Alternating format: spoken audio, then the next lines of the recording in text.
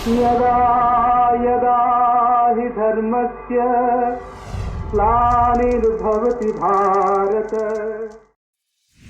ये कहानी है विश्व के सबसे बड़े महाकाव्य की, जिसमें योग है, यथार्थ है, विवेक है, परमार्थ है, सत्य ज्ञान का दिव्य प्रकाश है, आध्यात्म का महाआकाश है। ये दर्पण है हर मन के विवाद का, दृश्य है आत्मा और परमात्मा के संवाद का, मानवता का होता है जिससे उद्धार। यही है सच्ची गीता सार, अंधकार से प्रकाश की ओर।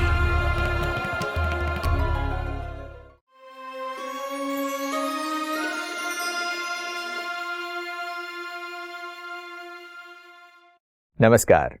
अंधकार से प्रकाश की ओर सच्ची गीता सार इस कार्यक्रम में आप सभी का स्वागत है। परमात्मा जब स्वयं आकर गीता का ज्ञान सुनाते हैं तो परमात्मा को स्वयं आने की आवश्यकता क्या है? गीता ये बात सिद्ध करती है कि परमात्मा को पुनः आना पड़ता है, क्योंकि उनका दिया हुआ ज्ञान कालक्रमेण लोप हो जाता है। आज जिस गीता को हम पढ़ते हैं उसमें ज्ञान है तो वो पूर्ण रीति से नहीं है, उसमें भी बहुत कुछ लोप हो गया है। आज जिस युग में, जिस समय में हम लोग रहते हैं, हम देखते हैं कि हर जगह झूठ का बोलबाला है। ऐसे में क्या गीता के सत्य को हम सत्य समझ सकते हैं? आइए इस पर हम चर्चा करते हैं। हमारे साथ स्टूडियो में ब्रह्मा कुमार बृजमोहन भाई हैं। भाई साहब, आपका स्वागत है। ओम शांति।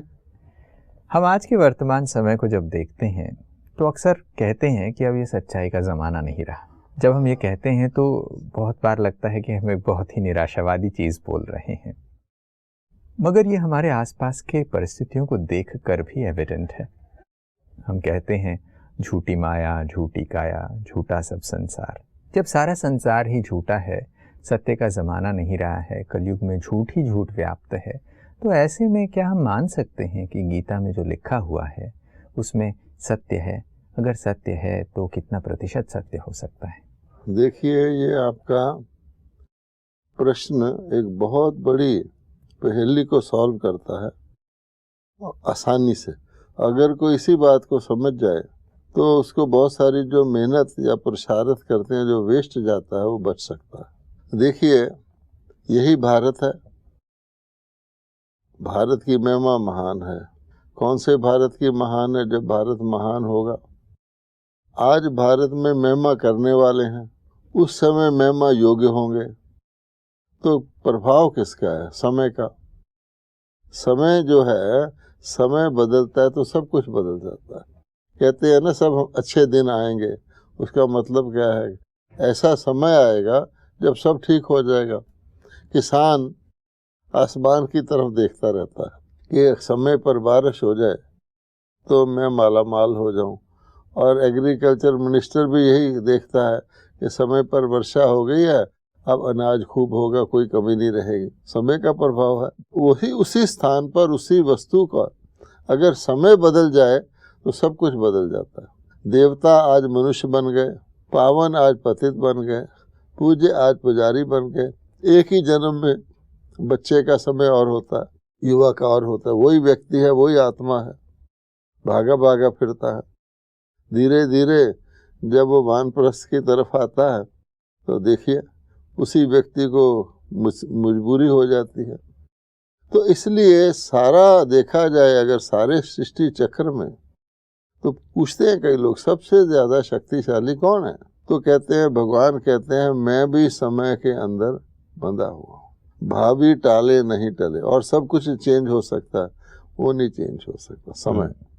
उस हिसाब से अगर आप देखेंगे तो कलयुग, जिस युग में हम हैं, उसमें सब कुछ कलयुग ही हो जाता है।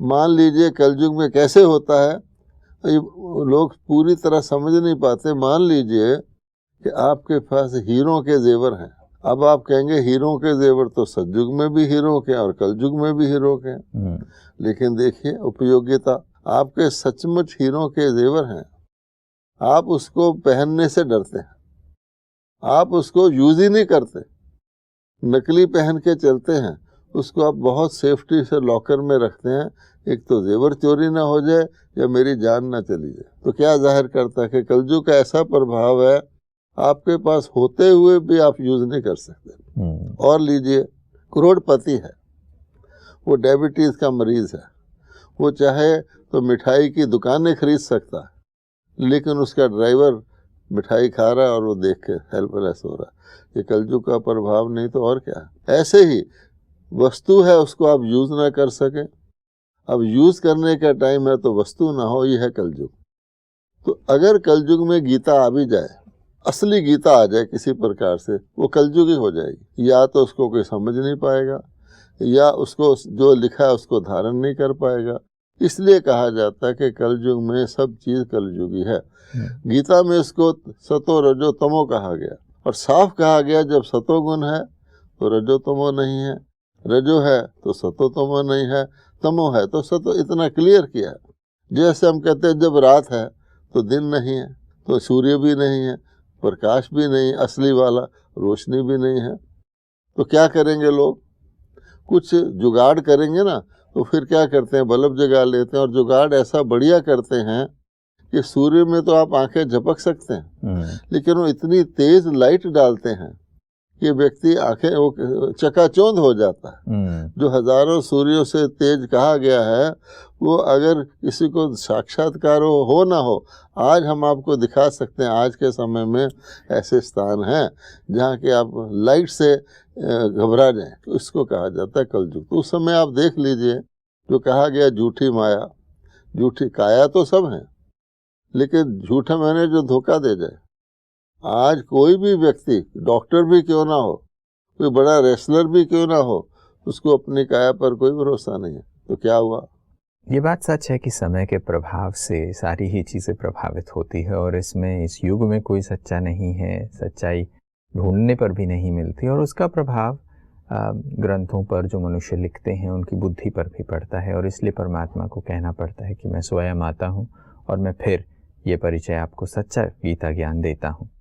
अब हमने ये बात समझी है कि जब परमात्मा आते हैं, सच्ची गीता ज्ञान को सुनाते हैं, तो सद्गति हो जाती है। सभी मनुष्य सतयुग में चले जाते हैं, सृष्टि का परिवर्तन कलयुग से सतयुग हो जाता है। और उस समय पर परमात्मा ने गीता ज्ञान सुनाया, और सतयुग में जब स्वर्ग आता है, जब दुनिया का परिवर्तन होता है, तो उधर किसी को गीता ज्ञान सुनने की आवश्यकता नहीं होती। और जब कलयुग में जो गीता हम आज पढ़ रहे हैं, वो युग के प्रभाव से, जहाँ सब कुछ ही झूठ का युग चल रहा है, तो उससे कुछ परिवर्तन होता नहीं, उससे कुछ बेनिफिट नहीं होता।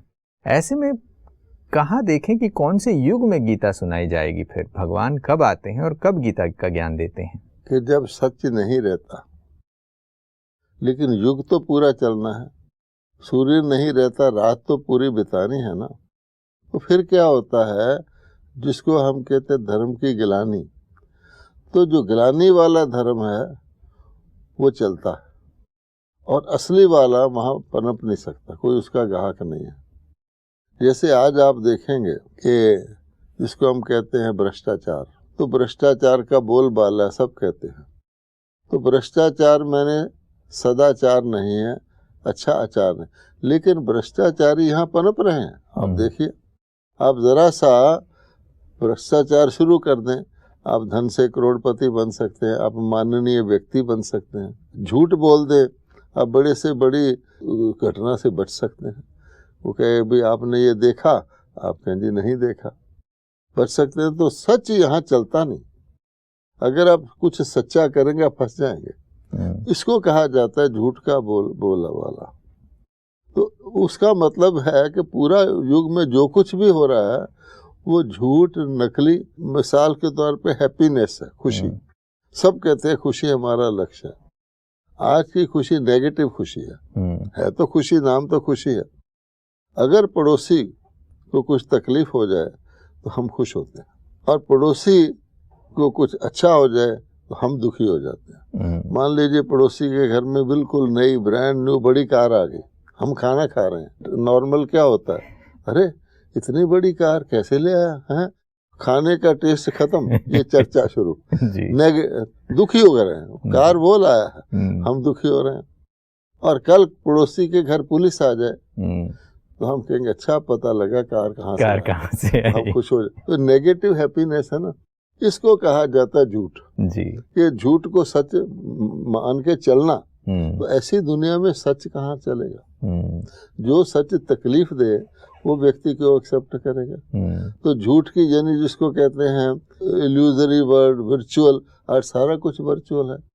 आगे आप सचमुच किसी बाग में जाकर सचमुच घास पे चलते थे, हवा खाते थे, और आज आप अपने टेलीविजन पे एक बाग क्या सारे देशों के बाग बढ़िया से बढ़िया देख सकते हैं। लेकिन क्या है, रंग है, खुशबू तो नहीं है। इसलिए भगवान कहते हैं, इसको कहते हैं नकली को स्वीकार करना। पक्की बात है, आज आप किसी बच्चे को कहो दूध पी ले तो नहीं पिएगा, उसको कहो कोका कोला पी लेगा, तो ये झूठ हो गया ना। इसको कहा जाता है झूठी दुनिया। तो यहाँ पर जब सच्ची वैल्यू का मूल्य ही नहीं है, आपको पता है मैं सच बोलूंगा तो फंस जाऊंगा, तो मूल्यवान चीज रखूंगा तो मेरी जान को खतरा है, तो व्यक्ति फिर क्यों स्वीकार करेगा उसको। तो ऐसी दुनिया भी आती है। अब भगवान कहते हैं इसका फिर ये तो पक्की बात है, सच्चे का फल अच्छा होता है, झूठे का फल अल्टीमेटली तो नुकसान होता है। तो सब कुछ करते हुए मनुष्य नकली सुख में है, लेकिन वास्तव में वो दुखी है। बिल्कुल। क्यों कि परिस्थिति ऐसी, आपके घर में 6 व्यक्ति रहते हैं, आप ठीक ठाक हैं, एक व्यक्ति उनमें से बीमार हो गया, आप बंध जाएंगे। अब एक की मृत्यु हो गई बेटाइम, आप बंध जाएंगे। एक की नौकरी नहीं लगी तो एक शरीर का एक अंग खराब है तो सारा शरीर बेकार है। आज कौन सी फैमिली है जिसके अंदर आपको सारा सुख मिल जाता है, मिल भी जाए तो कितने टाइम के लिए मिलता है। इसको गहराई से देखेंगे तो आप पाएंगे इस दुनिया में वो वैल्यूज एक्सेप्टेबल है। लेकिन धीरे धीरे जो व्यक्ति पहले उसका चेहरा देखता था, अब अंदर जाके देखता है कि इसमें कहीं भी हाथ लगाओ यहाँ दुखी है। लोग दोस्ती करते हैं आज सुख के लिए, रिजल्ट क्या निकलता है। लोग शादी करते हैं सुख के लिए, रिजल्ट क्या निकलता है। बहुत सारी बहनें वापस आ जाती हैं घर में क्योंकि अंदर उसके कुछ दिखावा है। तो भगवान कहता है कि जब दुखी होते हैं तो पुकारते भी हैं, हे भगवान हमने इतनी साइंटिफिक डेवलपमेंट कर ली, 1000 तरह की दवाइयाँ निकाल ली, सुपर स्पेशलिटी हॉस्पिटल खोल लिए, पढ़ाई में हमने जो बच्चा 20 साल का पढ़ता था 6 साल का बच्चा को हम पढ़ा रहे हैं, कितनी अवेलेबल फैसिलिटीज हैं। तो जैसे कोई चीज़ ओवरडू हो जाती है ना, वो भी नुकसान करती है। तो आज एक्सप्लोजन है हर चीज़ का। तो आप ये देखिए कि उसका नतीजा क्या है। आगे कोई एक गीत गाता था तो एक ड्रेस पहन के गाता था, अब एक गीत में भी 4 बारी ड्रेस बदला जाता है। वो समझते बहुत अच्छा, बहुत ज़्यादा फीड कर रहे हैं लोगों को, उसके पर्पस कुछ हो, कमर्शियल हो, फैशन को प्रचार, लेकिन उसकी वैल्यू तो गई। लोग गीत सुनेंगे या ड्रेस देखेंगे। इस प्रकार से जैसे टू मच होता है, too much of everything is bad, तो आज कल युग में ये होता है। फिर भगवान को जब बहुत पुकारते हैं उसको के तुर में मन में एक तैयारी होती है, सब कुछ तो कर लिया, अब कोई ऑल्टरनेटिव मिले। और जब भगवान आके सूर्य की किरण दिखाते हैं कि ये नकली है, ये असली है, और इससे देखने में साधारण लगता है, लेकिन इससे तुम्हें जो तुम दुख, अशांति, तनाव, भय, चिंता, उससे मुक्त हो सकते हो। तो व्यक्ति, कुछ लोग उसको पा लेते हैं। जैसे अलादीन का चिराग दिखाते हैं ना, पुराना सा चिराग है, उसमें रब करो तो पूरा जिन्न निकलता है, जो मर्जी सेवा ले लो, खूबसूरत चिराग है, जिन्न नहीं है। तो इसलिए जो ये समझते हैं, थोड़े लोग होते हैं, वो भगवान का ज्ञान सुनते हैं और उन्हीं से दुनिया परिवर्तित होती है। जी, जैसे आपने कहा कि भगवान का ज्ञान कुछ लोग सुनते हैं, और इस झूठ के युग में अनेकों को ये बात समझ में आती है कि ये झूठा है और सच्चा परमात्मा दे रहा है। क्योंकि हमने ये बात समझी है कि परमात्मा सत्य युग में तो ये ज्ञान नहीं देते, क्योंकि वहाँ सच का युग है, और झूठ के युग में यहाँ सब कुछ झूठा है। तो किसी भी चीज़ को जो हम पढ़ रहे हैं, जो गीता आज हम सुन रहे हैं, उसमें पूरा सत्य ज्ञान नहीं है। तो ऐसे में परमात्मा जब आके देते हैं तो कौन सा समय होगा? क्या वो झूठ का युग होगा, क्या वो सच का युग होगा, या दोनों के बीच का कुछ युग होगा? अब देखिए, महात्मा बुद्ध एक था, वो प्रिंस था, सिद्धार्थ प्रिंस था, वो राज गद्दी का अधिकारी था। लेकिन उसने एक दिन देख लिया एक बूढ़ा व्यक्ति देख लिया, एक बीमार व्यक्ति देख लिया और एक मृत्यु की चिता देख ली, वो अर्थी देख ली, वो महात्मा बन गया एक घटना से। क्योंकि जिसने सीखना होता है, जितने भी बने हैं एक घटना से बन गए। वाल्मीकि डाकू था, वो ऋषि बन गया। तो हम सारे लोग भी तो रोज देखते हैं, बूढ़े भी देखते हैं, बीमार भी देखते हैं, मृत्यु भी देखते हैं। और आज की दुनिया में जो भी कहीं गुजरता है, करोड़पतियों बड़ी कार में स्लम एरिया से गुजरता है, लोगों को पेट अंदर गए हुए देख, उनके कान में जूं नहीं रिंगती, अर्थात कॉन्शियस डेड हो गई। अब डेड कॉन्शियस वाले को भगवान भी आके कहे तो उसमें आने वाला नहीं है। नहीं तो भगवान को क्या दिक्कत थी, सारे कलयुगी को सतयुग में ले जाता। अगर यहाँ दुनिया में इतने लोग रह रहे हैं, देवता भी तो बन सकते, लेकिन उनके अंदर वो रुचि नहीं है। दुर्योधन जैसे कह रहे हैं कि साहब मैं जानता हूँ पर मेरी इसमें वृत्ति नहीं है। तो इस वास्ते भगवान कहता है कि थोड़े से लोग इसको समझते हैं। और आपने पूछा कि कब होता है, तो जैसे एक चीज का अस्त होता है, दूसरे का उदय होता है, अस्त और उदय के बीच में थोड़ा सा टाइम होता है और वही सारा परिवर्तन होता है। तो पुरानी वैल्यूज जब बिल्कुल ही लगभग सार रहित हो जाती हैं, झूठ भी कभी सार वाला झूठ होता है, जब बहुत हो जाए तो फिर उसमें सार नहीं रहता। सत्य भी कभी ताकत वाला सार होता है, जब सत्य बिल्कुल ही नाम मात्र 2% रह जाए तो उसमें वो सार नहीं होता, वोटेज घट जाती है, जिसको हम कहते हैं कलाएं कम हो गई। कहाँ 16 कला, आज लगभग 2 कला। जैसे 0 वाट का बल्ब होता है, खुद को ही रोशनी देता है, पता लगता है। उस समय भगवान कहते हैं मैं सतयुग में नहीं सत्य सुनाता, सत्य सुनाकर सतयुग को लाता हूँ। तो कहा जाता है सतयुग की स्थापना, सतयुग में स्थापना नहीं, उससे पहले। और कलयुग का विनाश, कलयुग अपनी पूरी अवधि जब खत्म पूरी कर लेता है उस समय उसका विनाश, लेकिन उससे पहले सतयुग की तैयारी हो चुकी होती है। जैसे किसान होता है, एक फसल पक जाती है, अब उसको पता है कि इस फसल को इसी धरती में मैं दोबारा नहीं बो सकता, समय का प्रभाव है। लेकिन जो अगली फसल आने वाली है, गलती से भी बीज पड़ जाए उग जाएगा, उसी प्रकार से। तो ये बात समझ में आती है कि परमात्मा एक संधि काल में आते हैं, एक ऐसे समय पर आते हैं जब कलयुग का अंत एकदम चरम पर कलयुग हो, उसके अंत का समय है, और सतयुग के आदि का समय है, उस समय पर आते हैं। ये एक संधि काल है। अब ये प्रश्न उठता है कि ऐसे युगों की संधि काल तो बहुत सारे हैं। द्वापर युग से कलयुग के बीच में भी संधि काल होता होगा, त्रेता से जब द्वापर शुरू हुआ होगा तभी भी संधि काल रहा होगा। तो परमात्मा के अवतरण का ये जो समय है, ये इसी संधि काल का क्यों? अब देखिए कि परिवर्तन कहाँ होता है, और परिवर्तन भी पूरा परिवर्तन, चेंज फॉर द बेटर, संधि काल है। अब प्रातः में दिन शुरू हुआ तो प्रभात कितना समय चलता है, सायंकाल को तो प्रभात नहीं कहते नहीं। तो प्रभात का पीरियड पूरा होता है, दोपहर आ जाती है, संधि काल तो हो गया। अब दोपहर को हम प्रभात नहीं कहते, AM PM लिखना शुरू करते हैं। अब दोपहर आ गई, सूर्य कड़क रहा है, वो कितना समय चलता है, फिर दोपहर और सायं का भी संधि काल होता है, उसको हम कहते हैं आफ्टरनून, यानी नून पूरी होगी और उसके बाद का पीरियड है। उसके बाद फिर रात्रि आती है। तो एक दिन में भी 4 संधि काल आते हैं, लेकिन उनका कोई वर्णन है? लोग कहते हैं दिन और रात, कि भाई हमें तो ये मतलब है कि दिन कब निकलता है और रात कब शुरू होती है, उसके बीच का पीरियड तो अच्छा एंजॉय करने का। हर काल में अपनी अवस्था है। व्यक्ति के शरीर में बचपन भी होता है, युवा भी होता है, प्रौढ़ अवस्था भी होता है, वृद्ध अवस्था भी होता है।